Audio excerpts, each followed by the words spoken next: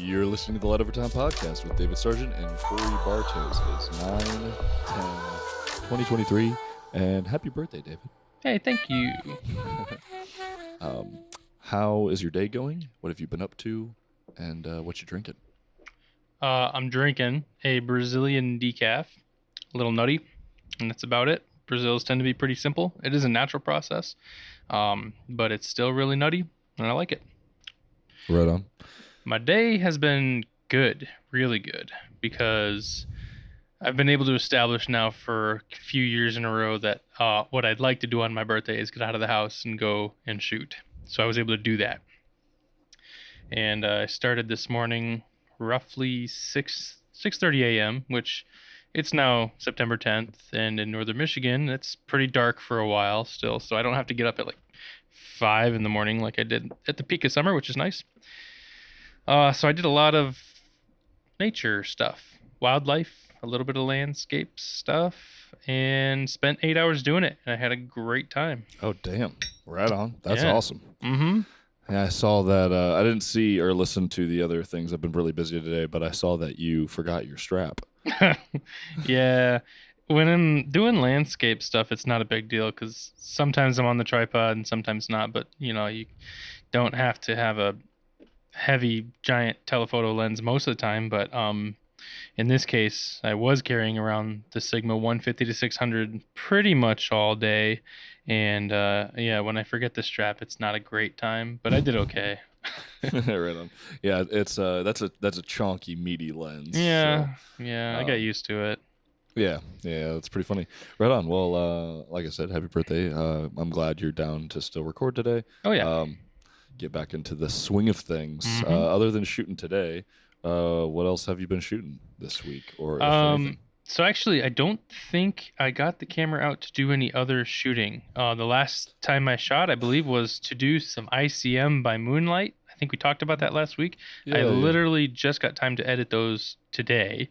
I think, I posted a series of them. It was I posted like 4 or 5 out of the, I think, 7 total I edited and kept. So there's a couple more in color that I didn't want to post into that series because it was a nice collective black and white set. And the 2 in color I really like as well. They're kind of trippy, but that was pretty fun. The ICM stuff, I like the way they turned out. As one single individual image, I don't think they would really do well. Maybe the first one, because there's some definition that there's some reality that you can ground yourself in there with the tree being a little bit definite, but the rest of them, they don't really work on their own, but together I like them. The ICM stuff worked out pretty well, but I haven't shot after that. Right on. That's not too bad. I assume just up to coffee this week and doing things like that. Yeah, actually preparing a lot for this big event I'm doing in Charlevoix. It's called Apple Fest. I don't know if you've ever been to it or not. No, but I've heard of it. Yeah, it's pretty much I think it's the biggest show that Charlevoix does. And it combines like art fair. So you have artists come in, you have all kinds of food vendors, retail vendors of all kinds come in. So there's like, I would think probably close to 100 vendors total that all cram into on Mason Street, on Bridge Street, and in East Park. And I paid for the best spot on Bridge Street that I could. So coffee will be served up only by me, which is nice, and it should be busy. I'll have a helper with me who's just going to be brewing nonstop while I do the selling. Nice. That sounds fun. It's going to be crazy. So I'm gearing up for that. I made a bunch of purchases, one of which included a $1,000 commercial grinder, which I really, really needed, and I've needed for a long time. Heavy investment, but I'm actually really happy that it's going to be here for that. Nice. I can't remember what you said because it's been a while since we talked about the actual business, but I assume you probably sell a decent amount of ground coffee, right? Actually, to my surprise and delight, not really. Oh, really? It's mostly whole bean. I think that the way that I have my booth set up, I think it's more or less obvious that I do specialty, especially now that I have that sign that says specialty on it. But when people walk up, most of the time they're requesting whole bean, which is fantastic. That's exactly what I would like to hear. I would say it's like a 75-25 split. Oh, that's not bad. No, it's fantastic. Yeah. Yeah, that's awesome. I'm really excited to hear back about Aaron. He got his fellow stag and stuff, his birthday, and you sent in the Columbia, the Supremo. Yeah. And he makes an awful lot of espresso. I think it'll be really good for that. And I think it'd be perfect for that. He's going to cut his teeth on doing some more pour over. He's done it before, but he just doesn't do it often. So sure, yeah. It'll be a good one to start with. But very nice. Yeah, good stuff. I've had a pretty eventful week that ended in a lot. It was basically a 2-day birthday party I was at. Mm-hmm. And so moments of this weekend are hazy for reasons. And so I went to my first Ren Fest, Michigan Ren Fest this Saturday. Mm-hmm. And I like took my camera stuff. I was like, I'm going to shoot some stuff, but I didn't want to like spend the whole day like trying to shoot. So I didn't like pressure myself or do anything. So I just got some stuff. Almost entirely wanted to hang out with the dogs. That was my biggest takeaway. Yeah. Because there's just amazing dogs everywhere. I posted one to my story. It's a big Great Dane. I love the little satchels he was carrying. Their motorcycle saddlebags. Yeah. And it's so cool. His name was Mortimer, which is like great the name. Gnarliest Great Dane name. And but I did take the 35mm and my 70-200. Okay. So, and I had the teleconverter too. So I tested out the teleconverter a little bit more with the jousting, which obviously is like I was off center from the jousting. So you're really playing with the autofocus as they run kind of away from you, right? And try to get the moment where they like clash and things like that.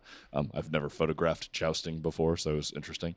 And these two knights that started sword fighting, and they were like really going at it, like hella going at it in like full play, and then they like tumbled to the ground, and then the guy just got up and started punching the other one in the face like repeatedly, like super gnarly. That was a lot of fun, but got a couple of people in really nice outfits, and then took some shots of my friends who went pretty hard and had pretty cool outfits. My buddy Aaron went as the Witcher. Cool. And things like that. He has like the actual replica swords and stuff, and he had them both on his back, which was pretty sick. But yeah, so that was fun, and I realized that like, despite wanting to kind of do some shooting, if I don't feel like it and I'm in a social setting, I just won't shoot, and I'll just drag my camera gear around all day, and I don't know that I used to be like that. I think I used to be way more, I guess, carefree with having the camera in my hand, and I don't know when that changed. I don't know if it was like being in the Philippines for so long and like everything I was doing was just like dragging that camera around and shooting it. But I'm like reluctant to do it right now, which is weird. So I kind of want to figure that out. Just strange because I used to like get in people's faces and like not really care and, just like have it. And especially a place like that where people are like, they know there's people with cameras everywhere at Ren Fest. Like, in fact, a lot of people are like stoked if you want to take a photo of their costume and things like that. So it was weird. It was weird to self-evaluate a little bit. Did you find yourself leaning into one lens versus the other? I mean, I was on the 35 all day until the jousting. Okay. I just used the 70-200 to shoot some jousting, stuff like that. I bet if I walked around with the 70-200, I probably would have shot a little bit more because it's just, I like that freaking lens so much. It looks so good. Well, I was asking particularly because with a little more reach, maybe you'd have felt more comfortable taking those shots. I don't even think it's the comfort thing because like I don't mind having a camera in my hand and being around people. Like that doesn't bug me.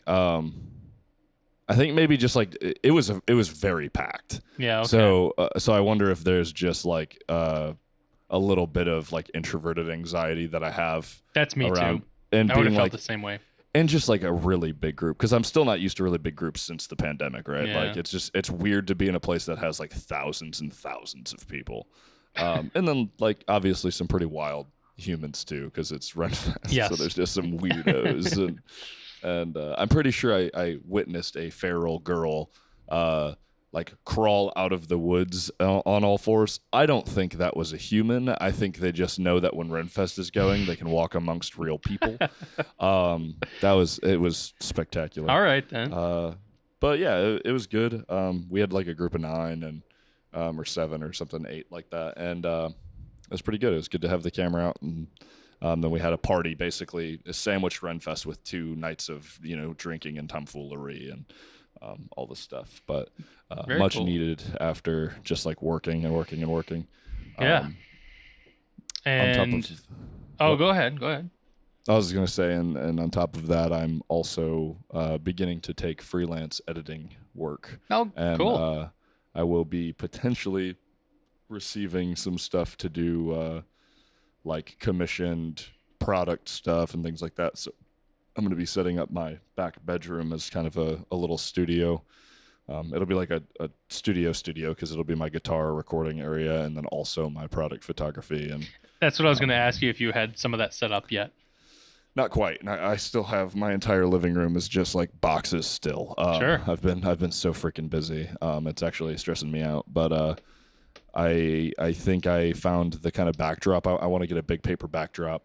And by big paper, I don't want it for full body, so it'll be relatively small, I guess. Yeah, I don't know why I sure. said big, but kind of like a half-size one where I can just roll it out and just have a couple of rolls on it.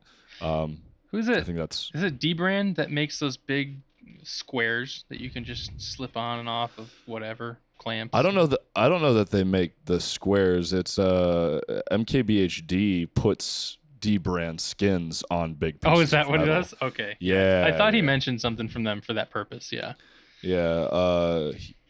That's something that I've been considering because that's brilliant. And there's a couple of companies that make those types of things, right. like shooting like things. But I definitely want to go check out some of the secondhand stores. I want to find some like old, maybe even like an old dark wood table, some Apple boxes and stuff, just to actually build it out. So if there's basically anything I have to shoot, I can kind of make it happen. I'm gonna set up. I got a couple of stands put together. I'm gonna set some flash stuff up where it's always right there.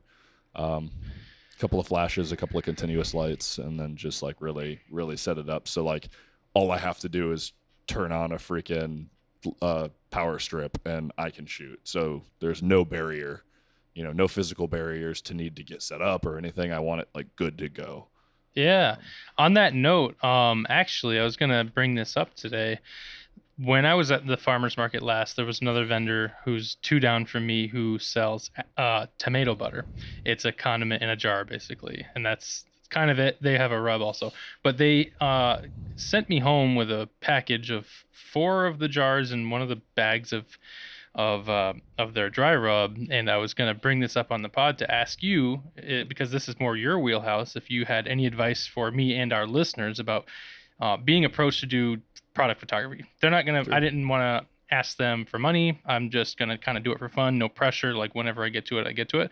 So I was going to talk to you about it, and I figured I'd bring it up on the pod if you would have any advice for general product photography, especially for someone like me without flash. Yeah, sure. I mean, and lighting is like everything. If you want a commercial looking thing, you need tons of light, and even low end couple $100 continuous lights like video lights, they're not bright enough. So flash is super, super huge. In lieu of not having flash, like the biggest windows you have, and use as much natural light as possible. Sure. Especially with food stuff like condiments and things like that. A lot of my coffee stuff I like to shoot with window light, just because it ends up feeling more environmental, the vibe. Obviously, you can make flash do anything, but if you're relatively new to flash, it's going to look more commercial looking, like very focused, before it looks natural, because you kind of gotta like you gotta work at it to make a bunch of flashes look really natural, right? Yeah. But outside of lighting, which is super important, and you need way, way, way more than you think, you want the exposure to be like very, very handled. You don't want to have like any noise in good product photography. Like, and it's super easy to control all of that if you're doing a controlled shoot, right? In my opinion, anyway. But I think it's about kind of figuring out how to make the product look natural and staged at the same time. It's like a silly balance, because like I hate when a product has like kind of too much staging, where it's like very clearly like the product, and then there's like too much things that are related to it, kind of like basically framing it and making the like image really messy. but it'd be so easy to have like look like you're having, you're about to cook a big meal, say this jar of tomato butter, whatever it looks like. You can have like a cutting board back behind it and a knife sitting on it and have that like wildly out of focus, but have like context to what you're looking at.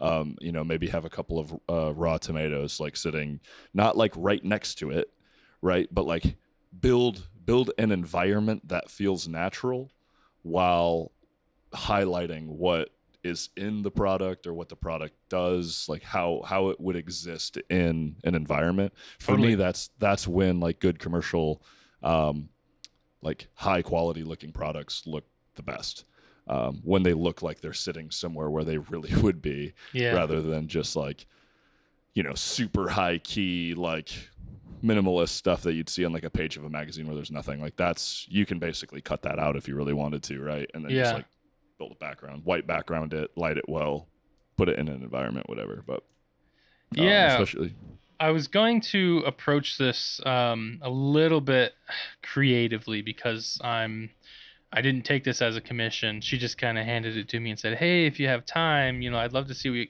because I got my sign done, and 3 of the images on the sign are of mine, and they're pretty. I mean, I don't know if you saw them, but one of them was the top-down images of the beans, the green beans versus the roasted beans, and then one was brewing, and then one was the Chemex, and she's like, I really like that stuff. If you want, just get creative with mine. And I was like, yeah, okay, I might have time. So I think one of the ways I wanted to approach this was making recipes from their resources out of their stuff, and just like having the condiment fully on display in the actual cooked dish. I thought that would have been pretty cool.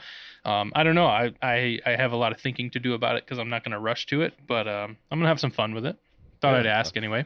Yeah, absolutely. And I think that's brilliant, right? You're like, if you have a dish literally made with the product and then you highlight the product, but then you can, especially if you're going to do like a set, right? If you're going to make a carousel on Instagram, sure, get the hero shot, right, of like the jar, but then like have the jar slightly out of focus and focus on the meal that you made with it, things like that. That's right.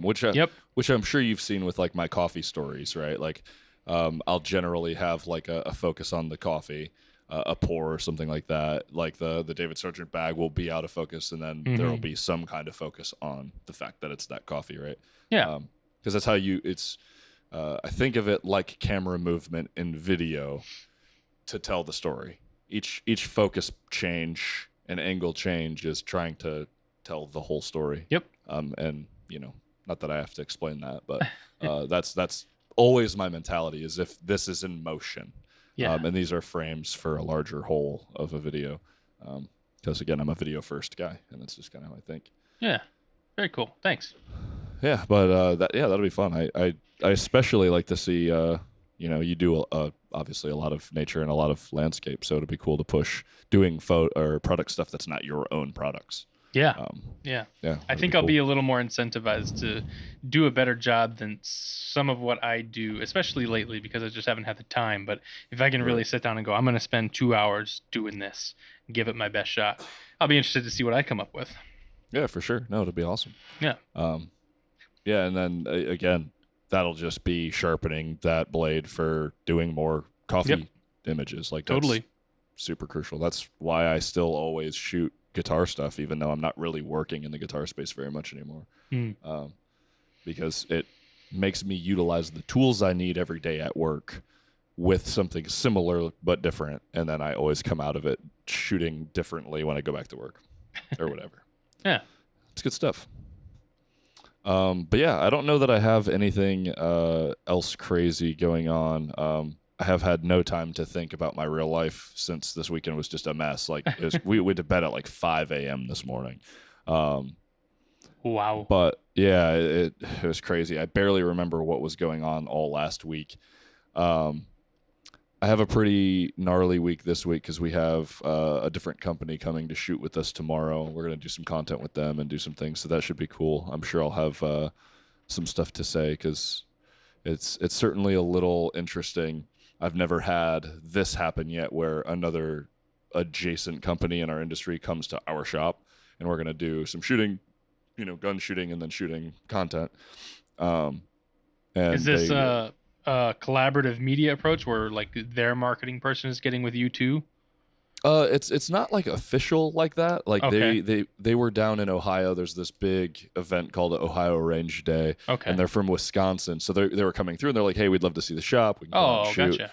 And they're going to bring some of their stuff, but obviously it's a good opportunity because they're also quite a large company to use some of their equipment with our equipment and just Cool. take a lot of stuff. So I'll be spending a lot of my day tomorrow trying to just chop up a bunch of reels if I can and a bunch of stuff. Our Instagram is utterly slammed. Like we're not getting pushed to anyone. Like I'm getting like less than 2,000 impressions, and we have 145,000 followers. So that's been very stressful.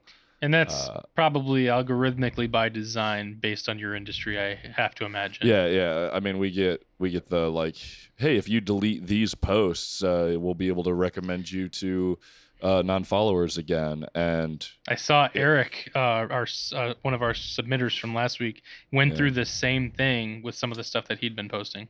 it happens all the time. And then what happens is they'll say like, get rid of these 5 images, and you'll delete them, and then they'll say, get rid of these 5 images, and then it's like, okay, do you want me to delete my Instagram? Like, what are we doing? I don't That's so really frustrating. I'm going through a lot of trying to figure out an approach, because we have a couple of like backup accounts. We have a training account, and then we have an engineering account. How can I leverage those to try and get more reach and things like that? But I got to start doing even short, dumb reels that are like one shot of a bunch of products with minimal editing, and just push out tons of video, because I think it's the only way that we might be able to cheat the algorithm a little bit more than still images. Yeah. Which is a pain, because, man, their freaking compression sucks. Mm-hmm. Like, it's almost... It feels futile to me sometimes when I work on something and then you put it into Instagram and it just looks like garbage. Yeah. And you're like, okay, well, I but like, why even bother shooting like S-Log? Why even bother shooting like... I totally understand where you're coming from. Yeah, and spending so much time on it when it just doesn't freaking matter. Yeah. Because like, I don't got a team. It's me. I got to do everything. So why would I, stretch myself so thin for almost no reward? Yeah. But hopefully this will help a little bit. That'll, the best thing I can do is try to highlight other companies' things, so at least we can naturally integrate through shares and stuff, because otherwise we're just not reaching people. And, as a company that has like 6 dudes at it, like that's pretty devastating. Like we need to be, our social media needs to reach people, or else we're basically SOL. Yeah. Well, good luck to you. Yeah, pretty painful. I have a couple of articles, and I have a handful of rumors, but I did want to discuss our next photo share. Yeah. Which I kind of asked you what you would prefer to do, and I don't want to completely kibosh you, because it's definitely not because it's a little bit because that I didn't want to do landscapes, but you had suggested landscapes, which I agree. I think we should do landscapes. The actual caveat to that is that I really wanted to do something a little bit more esoteric. And you did say that. Yeah. And like, just locking somebody into a landscape kind of makes it difficult for the mind to kind of come up with a way to be creative about landscapes and not like fudge it, you know what I mean? Have you thought about an alternative, or are you going to make a twist to landscapes? I have one to suggest. Okay. And if you want to, like, if we want to workshop it real quick and see if there's another way to phrase it, I really like the idea of spaces. And because spaces can be so many things. Okay. And I still kind of want to push to try to do something outdoors, because I was so like adverse to it. You know what's interesting is you said that, but my mind immediately went to like interior design mode of like, okay, what buildings do I know that have really cool rooms in them? That's funny. But spaces, right? Like, because it could be anything. Like, maybe somebody doesn't, like, they're just like rocking in a city and they're like, dude, I could get a cityscape or whatever, but like, I don't like doing that. I don't shoot the city. Oh, see, I didn't in my mind lock out cityscapes in the category of landscape. Right, but like I said, so landscape would make somebody think landscape, if they Sure. don't like shooting like cityscapes, but they can't leave the city, then they're stuck with a cityscape. Okay, yeah, we can open that up. Sure. Yeah. So I'm still going to challenge myself. I'd like to try and get some landscape done this month, especially before it gets gross out, because we're going to get a killer winter here in Michigan very, very soon. Mm-hmm. So I'm gonna push to try and get some landscape shooting in. But I think if you're listening, let's make the prompt be spaces, unless you have a way to add to it. I think it could be pretty interesting. I'd like to see what people come up with. Definitely. I like that. Cool. So yeah, the prompt for right now it's the 10th. I think it'll probably be like mid next month, loosely based off of what you and I are up to and when we can get together to sit down and actually do it again. Totally. So you have 4 to 6 weeks, listeners, if you would like to submit. As always, we'll have the email to submit in there. You can send it in at any time. You don't have to wait, the 6 weeks or whatever. I'll just kind of stack them all together and we'll talk about them in a handful of episodes from now. But yeah, the prompt will be spaces. Yeah, awesome. And I'm excited to see what you guys come up with, because there's so much stuff you could do with that. And I know lots of people who take that kind of who do that kind of photography. So I'll be hitting some people up. Yeah, it'll be sweet. So yeah, I'm excited about it. I'm gonna try and do a little bit of architecture stuff too, because I think that'd be fun, and I don't do enough of it. But I've always liked when I get cool shots. Do a little bit of landscape. I have a friend who wants to go see Asylum Lake. So maybe I'll try and fudge that to make that happen and play around, because I've been there a bunch, but I've never gone there to take photos of it. It's a preserve here in Kalamazoo. Oh, cool. It's called Asylum Lake Preserve. It sounds creepy. It does sound really creepy. I actually have a horror short that I've been trying to get the right people to make at Asylum Lake for the last couple of years. I wrote it pre-pandemic. And it was going to be a part of a series on my YouTube channel. And I had the perfect people for it. There was these twins that I went to school with, and I was going to use both of them. They were sisters, and they were down, but I freaking never could make it happen. I even went as far to take my friend over there and do test shots. And I still have all the test shots for it and stuff. So yeah, maybe it'll still happen. I need a little bit of CGI for it though. And I have a friend who kind of plays around with 3D stuff.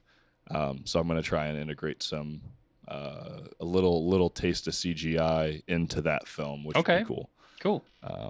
But anyway, yeah, Asylum Lake Preserve. I think they're trying to get rid of it. I think there's a petition that people don't want them to get rid of it. But anyway, cool spot, cool space to walk around. Me and my buddies go there with night vision and just like walk around and play in the dark sometimes. But this first article I have is a little frustrating to me. And I used to use this feature. I didn't for a while, and I was going to start using it again. And that's how I found this article. And I went, well, shoot. So on Petapixel, the articles, as always, are in the show notes. Adobe is ending the Creative Cloud syncing feature. So like... Oh, yeah. So like you can, if you're not aware, you can have a folder in your Lightroom and you can drag photos to it, and it'll just send the raw and the edit to your Lightroom mobile. And then you can continue to edit it and you can save it to your phone that way. And that used to be the only way I moved my files to my phone, was to send it into sync and then finish the edit there, make sure that all the colors and exposure looks good, and then I'd export it and then post. I did that for the first 3 years I started using the Creative Cloud. I was going to do that again because I've been using freaking Google Drive and it's killing me. I just save them to Google Drive and then save the file. And they're getting rid of it by the beginning of next year for paid and free accounts. Which is I never trash. knew it worked that way. Oh, it was awesome. That sounds amazing. What? Yeah. Okay, so I saw the article and I had a vague idea of what this was in my head, but I guess it was wrong. Why are they getting rid of it? It says in this article that they didn't really say, they didn't elaborate. They just basically say that they're modernizing the Creative Cloud storage experience. So they're working on something, and I guess that means we can pound sand because like that feature's It just awesome. sounds like they're really dropping a feature and trying to save money. Yeah, right. Something. I don't know. I But don't know. it is a bummer because I was literally going to set up a folder today and get back to it because I basically, the reason I originally stopped doing it is you can only kind of sync one catalog. So say you have a laptop and a desktop computer. If you go onto the laptop and you had it set up for the desktop folder, you can kind of run into some issues, and then you have to say, hey, use this folder instead, and then it gets a little weird. And I was moving around a lot and was like, okay, well, this isn't working. I'm just going to do it this way. But I've been working from a single computer a lot more lately. Which would make a lot more sense. Right. Yeah. I'm on my desktop. I just wait usually. The way I've been doing it lately is if there's something I really badly want on my story, I just use the Sony app and I'll drag that one raw and I'll edit it in Lightroom and then I'll post it if I need it that bad. Otherwise, I'll wait to get to my computer. Yeah. Yeah, so that's a bummer. That's a huge bummer. And I wish I knew the way that it worked a lot earlier because I'd have been using it. No, you don't, because you'd be really mad that in February it's going to be gone. I wish I knew up until just this moment. Yeah. But anyway, that was kind of a huge bummer because I was really ready. I'm in the process of backing up everything. I want to wipe this computer again. Yeah. Put at least one fresh drive for my OS on it, and then kind of format it and get it like really, really tidy again. Yeah. And I just actually did I talk on the last episode about building this new computer? You just talked to me about it. Oh, okay. Well, so I built this computer. I actually got it posting today, and now it's functioning. Cool. So that's going to be like a media PC / server / stream PC in my living room. I was really excited. I'm going to have 2 fresh PCs, and I was like, okay, cool. That means I can finally set back up syncing and stuff like that. Okay, well then, yeah. Nope. So a bummer. RIP Adobe. Why do you do things that people don't ask for to make them mad? You and Sony are just like abusers. Yeah. I don't know. Can't answer that one. That sucks. Yeah, it really does. Unless this just means they're working on an alternative. But you'd think that they would wait to kill it until they have a solution to say, okay, we're going to do it this way now. Well, so it's going to be February 1st of 2024 is when it shuts down to paid and free tiers. And then I think it's going till October for business and enterprise accounts. Yeah, okay. So they're doing something. They're up to something with it, right? Like, I have to assume. But I hope it comes back better.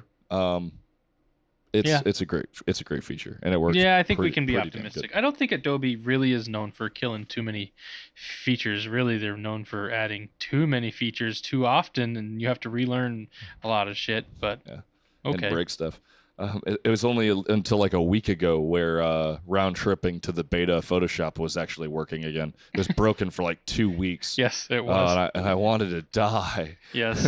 Opening from Lightroom to Photoshop was broken solid. I could not use that feature. Mine wasn't broken solid, but what would happen is I would click edit in Photoshop. Nothing would happen. Yeah. And then there's already this kind of, I think it's a bug, where if you don't have Photoshop open and you do that, you won't have access to a bunch of tools. I never got that one. That's been a thing for me forever. So I always have to make sure I open Photoshop first and then click like edit in Photoshop, which has always been a bummer and a pain in my butt. Yeah. But then, so like if you did happen to not have it open, you would edit in Photoshop. It would open Photoshop, not work. You'd have to close it, open it, and then click edit in Photoshop again. It was irritating. Miserable. So that's how it's been for me for years. I don't even know. Years? Wow. Oh, yeah. Like, that's just the thing. But what would happen is I'd click edit in Photoshop, nothing would happen. So I'd do it again and go, that was weird. Open it, close it, do it again. And then like 5 minutes later, it would say, this thing can't be open, this thing can't be open, this thing can't be open. And it'd do like 5 times. Mine was similar. Yeah. Okay. But then it would turn it into it would make the TIFF in Lightroom. So before I even saved it, and then it would go over, and then it would be in there, and it would like do this crazy lag. It was freaking out. I couldn't understand That's really weird behavior. Mine would just not do anything for a solid 5 minutes, and then it would error out. And then when the error was closed and Photoshop was still open, but just nothing had happened, then I can go back and do the same thing, and it would work. So I'd have to wait for 5 minutes and clear the error. So that seems to have been fixed, but it was a solid 2 to 3 weeks where that was happening. Yeah, it was pretty bad. Yeah. I was settling for some pretty bad edits. I was doing a lot of spot healing in me too. Lightroom, dude. Me too. Like, and every time I'd go, why am I doing this? Like, what I could do is save a copy of a TIFF, load that into, and I wasn't gonna do that. No. So, yeah, that was. That's pain. workflow hell. Yeah, that is workflow hell. So yeah, here we are.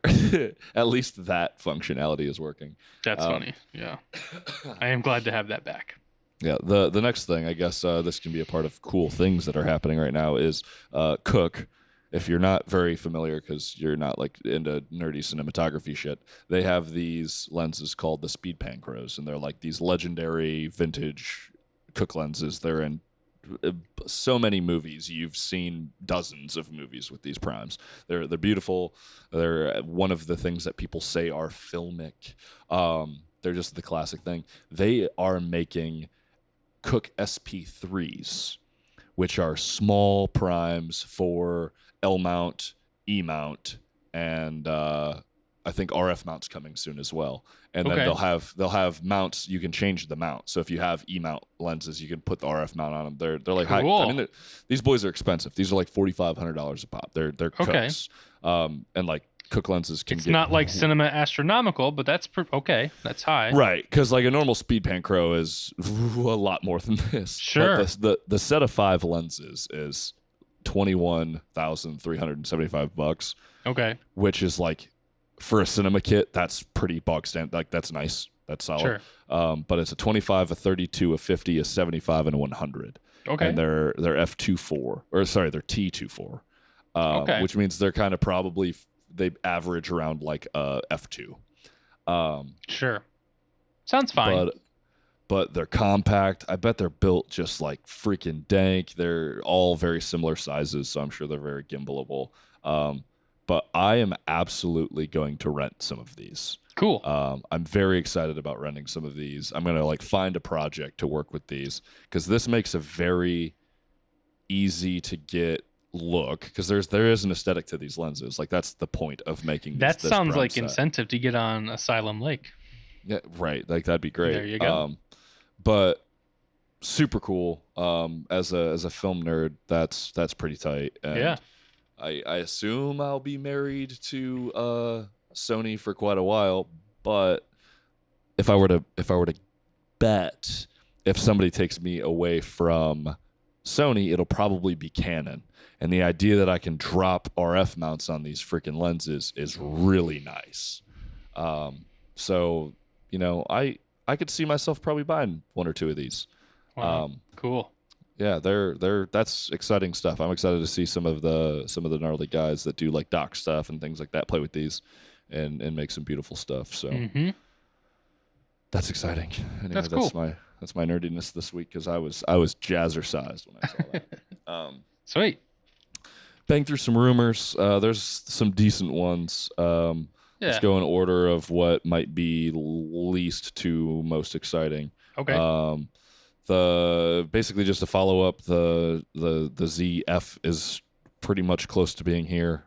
It looks like the price is probably going to be locked in at about 2,500 euros, which means it's going to be very competitive, like around two grand. Yeah.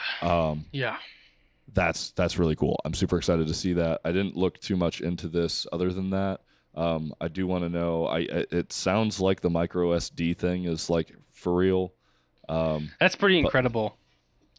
Yeah, if but that really comes to fruition, that's really neat.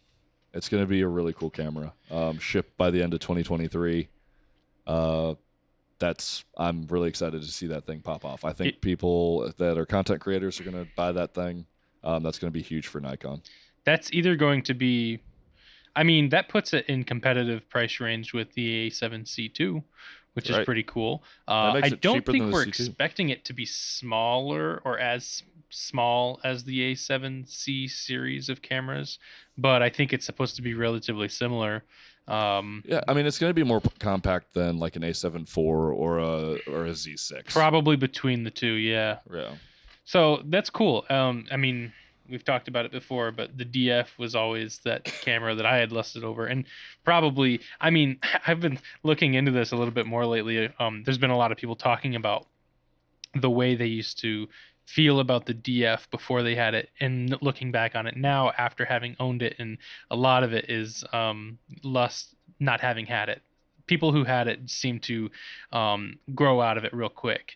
There were some definite drawbacks to it, but that was pre-mirrorless, where the tech is more easy to come by to get some really high speed, good sensors. So we'll have to wait and see, but I am excited for it. I have been for a while. Yeah, I'm. That'll shake up a lot more, I think, in the full frame mirrorless space than a lot of the other releases that have been coming out. Like that's pretty sick. That'll do something. And like it's not linked or anything, but I was really surprised by the Japan market share being released. And like Canon still has north of 50% market share in Japan. Oh, I did see that, yeah. Yeah, and like that's like Rebels and stuff, or I think there it's like whatever 1,000 something Ds. But yeah, a lot more than I thought. Like, so yeah, that it's interesting. But I think again, this is going to be something. I think Nikon had like 11.6% or something like that, give or take a couple of decimals. And this is something that I could see really leaping forward for the Z mount. Yeah, totally. And I think the design language speaks to probably Japan, because I know. Well, that's interesting that Canon has such strong market in Japan, because it must be a price thing, right? Because they have a couple bodies that are really, really accessible price wise. So well, and maybe like that's I think it doesn't really say like distinguish mirrorless or DSLR. And I think there's probably still a lot of sales for cheap DSLRs there. Maybe just the way it is, I think. Yeah. But yeah, I don't know. I'm super stoked for this. I still think Nikon's a contender for me to potentially switch systems to eventually, if they can like iron out a couple of things, because they work real nice. They're close on a lot of aspects. They're really close to making something really spectacular for really good money. The specs on this camera for $2,000 is like kind of wild. Yeah, it feels like when the A7 III launched, $2,000 for that at the time was like, whoa, no brainer, right? Yeah. So cool. Yeah. It's got the sauce. So we shall see. And I'm really excited to see what other people do with that micro SD thing. Because could you imagine like a C series Sony camera and it gives you 2 by doing that? Mm-hmm. And especially because like a 256 gig or 512 gig at micro SD is like a cheap card. It makes you wonder why Sony hasn't thought to do it, or if they tried and failed.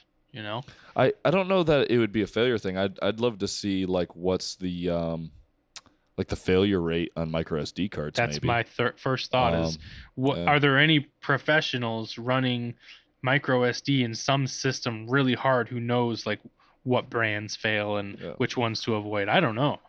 Well, because I know a lot of people with GoPros and drones that have card problems regularly, but I don't want to say that's card problems. I think that's probably software. Yeah, I think you're probably right. Or how they manage their hardware and stuff. Because like GoPro freaking codecs and stuff are garbage. Like they're a mess, and DJI is kind of a little weird too. So yeah, you could be totally right.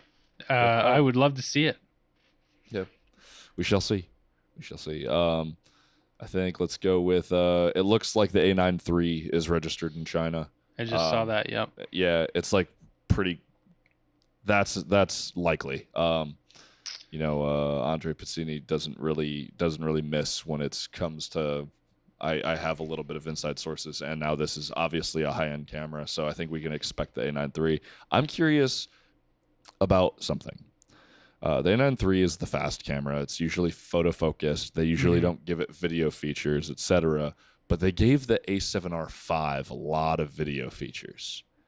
And something I hadn't considered is if they gave the A9 III a Cinetone, not S-Log, right? Like, because I don't think they give them S-Log. But if they gave it S-Cinetone, I use that 90% of the time.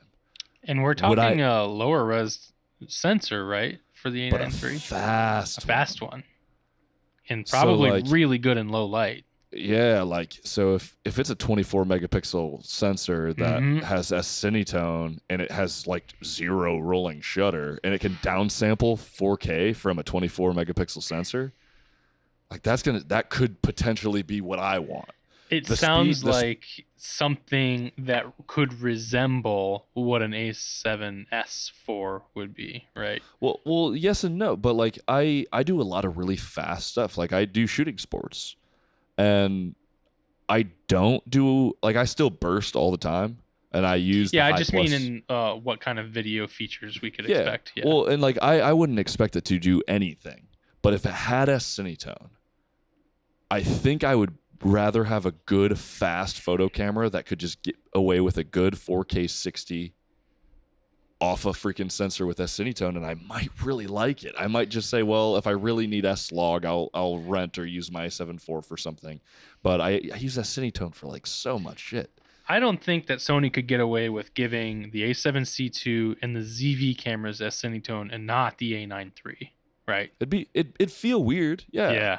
But like you give the A7R5 8K recording and like, you know, full time like AI autofocus and stuff. Like I would love the speed of the autofocus and make it just bang. It's gonna obviously be more expensive, aren't they? Normally like 45 to $5,000. I thought they were 5 or north of. Yeah. They're expensive. Well, yeah, no, because the A1 was about 5 for 55 or whatever. So I think they're $4,500. Oh, you could be right. Okay. Which is like that's a chunk. Yeah. But I don't know, man. If that could be a thing for me, and I'm really excited. It probably wouldn't have a flip screen, but you know, I'd probably deal. I don't think the A9II does, because that's not a series of cameras I ever looked too hard at, so I couldn't tell you. Yeah, I know the one doesn't. Yeah, it's just the old school tilt screen. Yeah, and it's temporarily out of stock, which is wild to me. But it's it's $4,500. Okay. Yeah. So we could probably expect it to launch at 48 or something like that. Right. Yeah. So I mean, we'll see. But again, if there's a creator discount on that thing, and I can get, you know, all I'm saying is that's bananas, because that could be a hell of a camera. Yeah, it definitely could be. Yeah. Like no rolling shutter on downsampled 4K would be pretty nuts. So yeah, it would have to be a new sensor too, wouldn't it? Because I mean, what's the sensor on the A9II? I mean, it's whatever they're stacked. Was it also 24? Yeah. I think they're maybe both around 24. But I don't know if I assume they didn't change the sensor between the 1 and 2. Oh, if that's the case, then they're probably going to put a new sensor in the third. You're probably right. I think they go two generations with the same sensor usually. I think most companies do that, actually. Yeah. I think Nikon does that, and I think they do that too. Yeah. So I wouldn't be surprised if it was a new sensor plus new processor. I don't know, and the new AI autofocus system that they've got going, the dedicated chip. That's seemingly proving to be a really meaningful upgrade, and for that series of camera, that's going to be a pretty critical one to lean on for them. Yeah, and who knows? Maybe there's like some firmware going on with that makes it just that much better in the A9 III. We'll see. It awoken something in my soul when I realized, like, I really don't require S-Log, and I could see myself moving to one of those and then potentially going back to having like a photo something camera and playing with something like an FX3 for serious video or whatever. But anyway, excited. Well, I don't think it's a bad idea, especially because, I mean, I don't think anyone thinks that the A7S series is dead, right? So you can... some people do. I think some people probably do, and they have good reason to kind of think that way. But I think there's an equal amount of people who think that there's probably going to be an A7S4 at some point. I think the A9 III would be a pretty good in-between camera to stay up on what's modern and stay current with the value of your system as it is to move into that S system, right, if and when that comes out. for sure. But yeah, very exciting. I'm going to be keeping a close eye on upcoming rumors and stuff about that because For sure. That's pretty exciting. And I realized I could use more speed at work, trying to catch, muzzle flash, trying to catch brass in the air, things like that, particular moments. Yeah, I had some moments today. Actually, so I did a lot of wildlife. I think I took roughly 1,000 shots this morning. Mostly, very happy to report that I caught fall migration just by accident. And I'm really happy about that because I missed the spring migration because I was sick in May. I missed like all of the warbler season, which really was a bummer.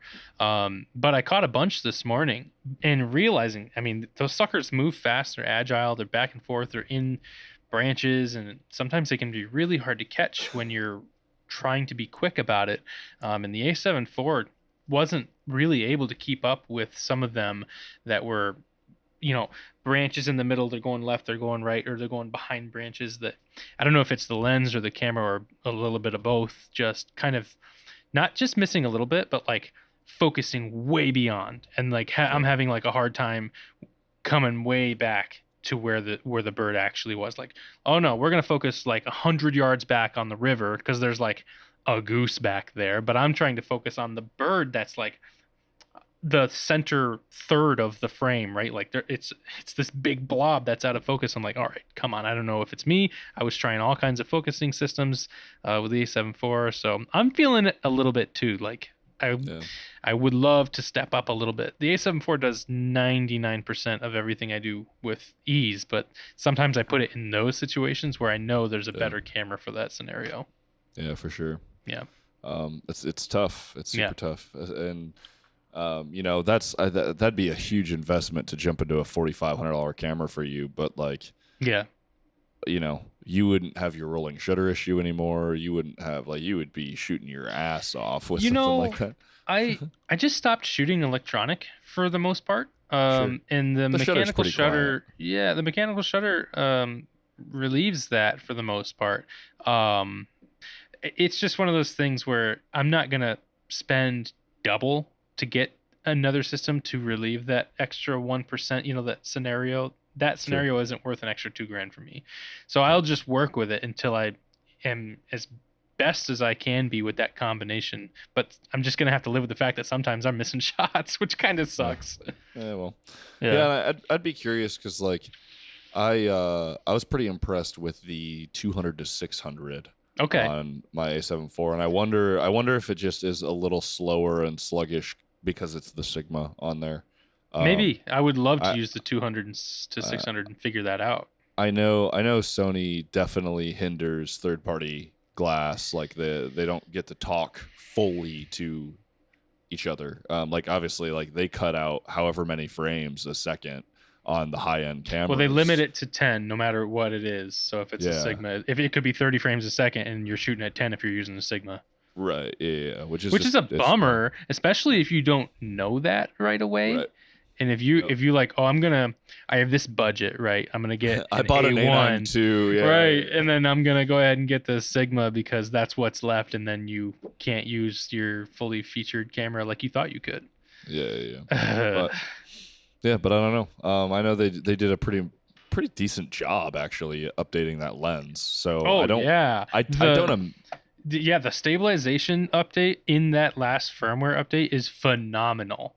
Actually, a couple of stops it feels like I've got. It's amazing. Yeah, and I assume they've tweaked the autofocus in some of those updates and stuff too. Less noticeable. I think so, but less noticeable. Sure. Yeah, but who would know, right? Because there's still going to be operator changes, depending on your mode and what you're doing. I do feel when it catches the eye, it stays there longer. Yeah, right. Cool. Yeah. It's exciting stuff. Speaking about Sigma, it looks like there's a pretty good chance that they're going to have a 70 to 200. We've been waiting and waiting. Yeah, yes, we've been waiting for a Sigma. Everybody Sport 70 to 200 since before freaking mirrorless cameras. Well, I don't know if you're about to say this, but wasn't it recently that they just discontinued the 24 to 70 DGDN, and they're going to. Somebody said that was discontinued. I saw this in articles, discontinued, and that the speculation was that a new version of that was coming, which people were hoping also accompanied a 70-200 DGDN, which would be fantastic. But what does that mean? Are we into like a second generation of DGDN already without the 70-200 having got one in the first place? Yeah, I don't know. I don't know what they plan. They have a live streaming event, and I think we'll just hope. And that's October 6th. And I wonder if they're saying that it's likely that's the thing. I'm curious. To see that. I think that'd be huge. There's going to be a lot of people that jump on that thing, especially if it's like not $2,000. I could see it. It's going to be expensive, but if they can pull that number down a few hundred. Well, what's Sony? Sony's like $2,800. Okay, yeah. I think if they sub 2,000 it's an easy sell. Oh yeah, I think there's going to be tons of people that buy it because like even the new F4 too, there's a lot of people excited about that. Yeah. There's a ton of buzz in the Sony shooters that use it. And like because it's got macro capability and it's just small and it's pretty sick for what it is. But Sigma for a long time now, basically since the Art series has taken storm as a third-party seller, a manufacturer, they are creating lenses that feel first-party. They feel quite good. So I don't think that they're going to be. I don't think we're going to expect it to be at the price range of Sony's, but I also wouldn't be surprised if it was more like 22, even 24. Because I think they're rolling in with some confidence now. They've got a lot of great lenses. Well, yeah. So let's look at like so if the DGDN was regular $10.99, for the 24-70. Oh wow! Okay. And $11.99 for their 85 mil. It's looking like 13 for their 14-24. Then like if this stays around 15 to $1,600, which would be I think really low. I think they could sell it for $1,800, $18.99 or something. People would be ecstatic that it's not touching, $19.99.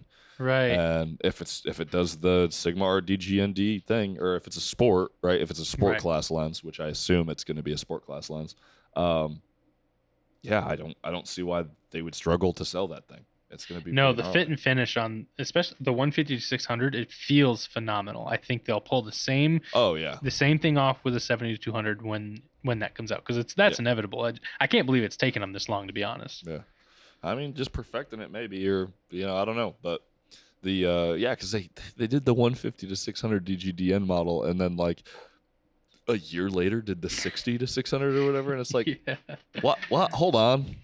70-200. Yeah, that was pretty confusing. I'm sure that's a great lens too, but yeah. Well, and that's a beefy bitch, isn't it? Like chunky. Isn't it like $2,000? It's like super expensive. Yeah, it's $1,999. So like, it's a wild boy. I wonder if that one was just in development for like a lot longer, and it just happened to be about ready. I have no idea where their heads were on that, because I would have been fine with that coming out a lot later. Yeah, right. Yeah, I don't know, but it's I think that has to be a more expensive lens than their 70-200. So like, I'm thinking if I had to like gun to my head, I think it's probably $17.99, and that would be high. But I think like that's what they could probably get away with. Yeah, knowing the others are much closer to 1,000 than 2,000, I think you're right. Yeah. So, I mean, if they hit $14.99, dude, like that's going to be baller as hell. Like that. Yeah. Good for them. We'll see. Yeah, I've said this before. Sigma is not the same Sigma we knew when we were growing up. So. Right. Yeah. All right. So now the one that I'm low key, painfully excited for. It's also the most like soon. I think it's announcing September 12th, is a new Lumix Micro Four Thirds camera. That's probably going to be the G9II. And they're using the verbiage that means this is going to be a Micro Four Thirds camera with phase detect autofocus, which is going to change a lot of stuff. Because if they come back with a Micro Four Thirds video camera that has good phase detect autofocus and can just do the thing that Micro Four Thirds does best, like, I don't know, 4K 180 FPS or something with variable frame rates. Because like the variable frame rate thing is huge for Panasonic. Like there's so many features that people just live with not having because Sony and Canon and those guys don't do them, that Panasonic's had since the GH3 and GH4. So the G9 is like their flagship photo. Think of it as like the A7R5 Okay. to the A7S3. The GH6 is the video version, basically. Yeah. But they generally share similar sensors and trade blows with video to photo features. So the G9II is going to be just probably a wicked fast phase detect photo mostly camera. It'll still have good 4K. It still does video stuff. It'll probably still have vlog and things like that, but generally very photo focused. Okay. But that means they're committing to, at least I hope that means they're committing to Micro Four Thirds longer. Yeah. And that's going to be great because, again, Sure. there's still, I think there's still something to squeeze out of that. I mean, people still love Olympus and they're doing their thing. Or sorry, OM Systems. Please don't crucify me. But yeah, this is going to be really, really dope. Because again, I cut my teeth in video on the GH4 and then GH5. I shared some of my portraits that I had taken on both of those cameras last week.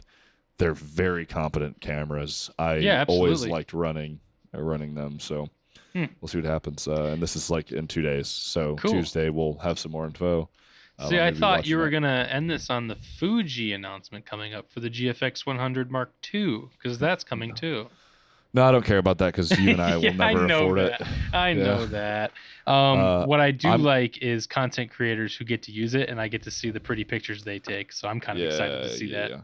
I have always been enamored with the GFX 100 since Philip Bloom's very first thing with it, because she did a whole little like documentary or whatever, and he shot all the video on it, like as soon as that, like right before that camera came out, I think. And it's just such a cool freaking camera. Well, what's really exciting about that space is that there is so much room to grow for Fuji. Yeah.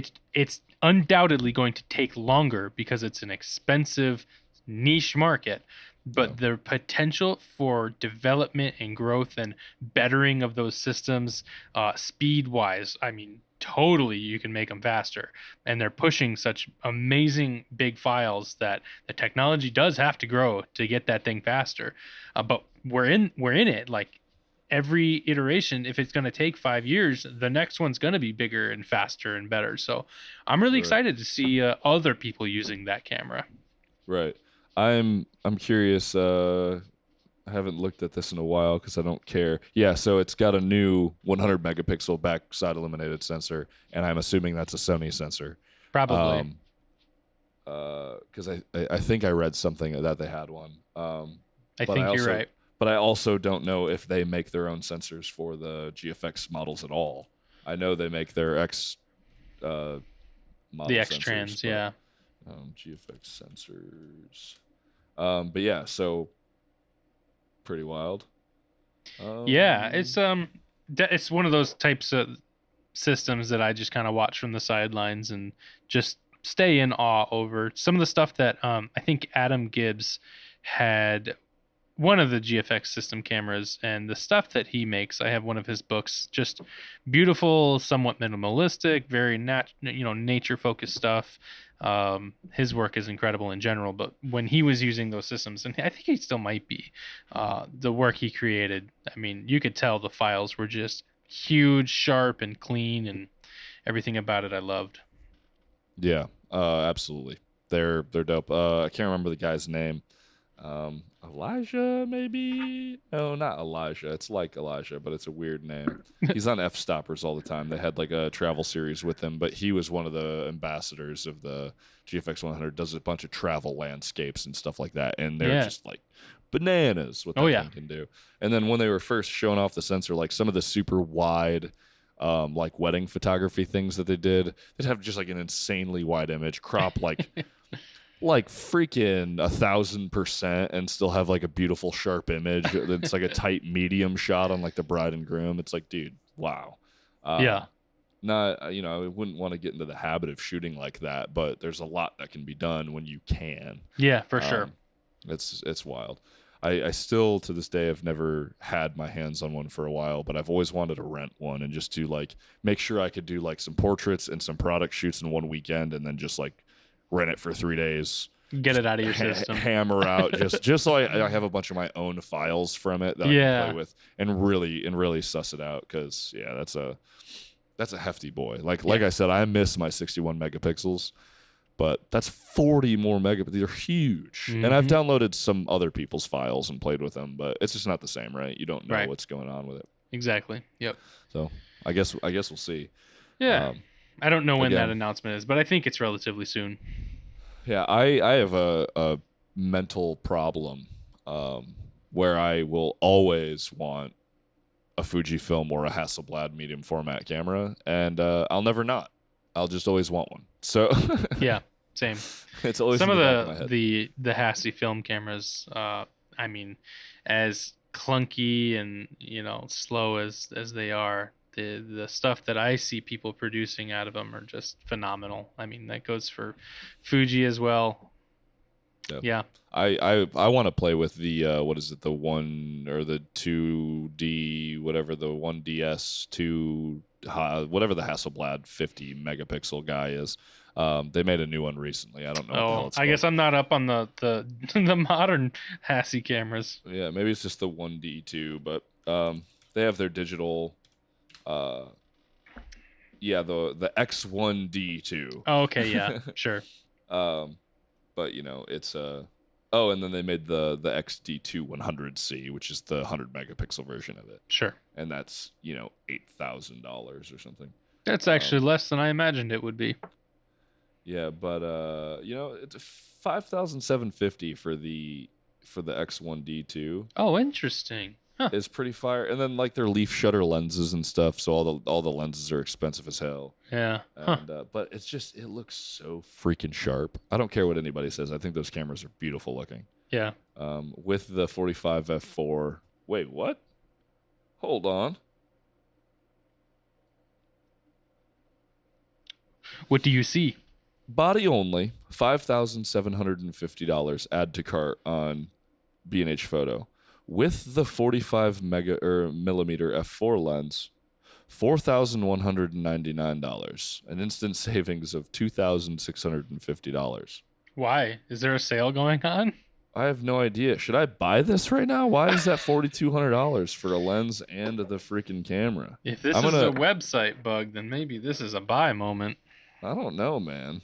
What is the lens worth on its own? Oh, I have no idea. I don't think I care. The body is $1,000 cheaper. Yeah.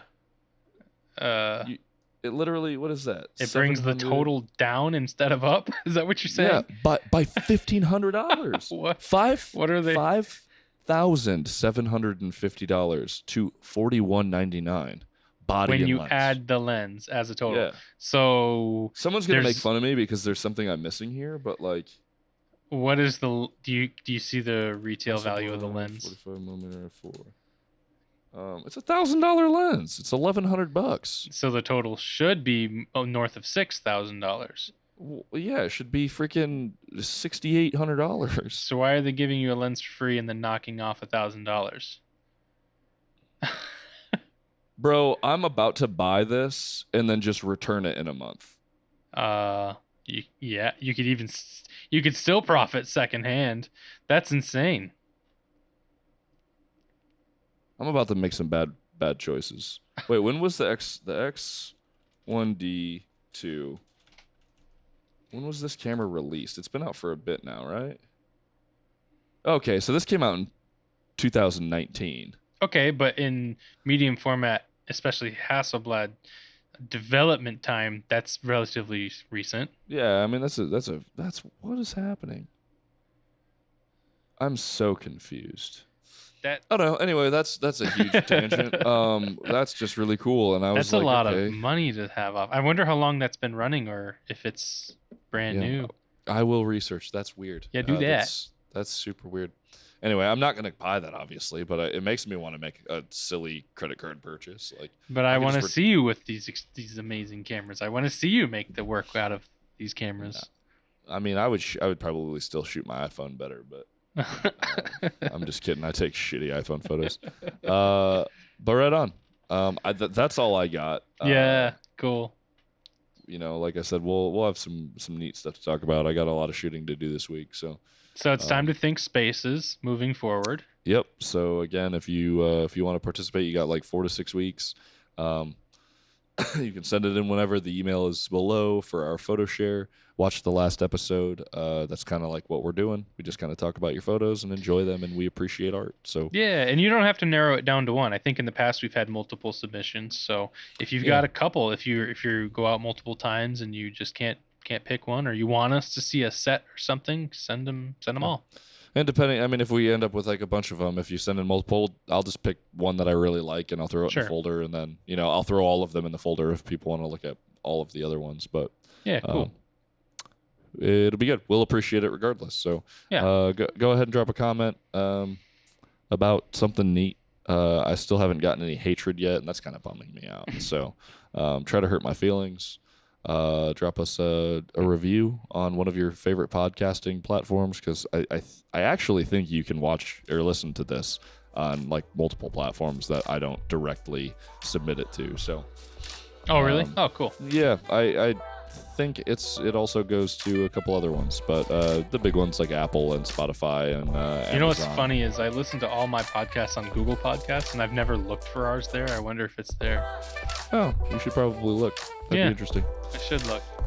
Anyway, that's all I got for you. We'll talk to you soon. Yeah, cool. Thanks, guys. We'll see you next time.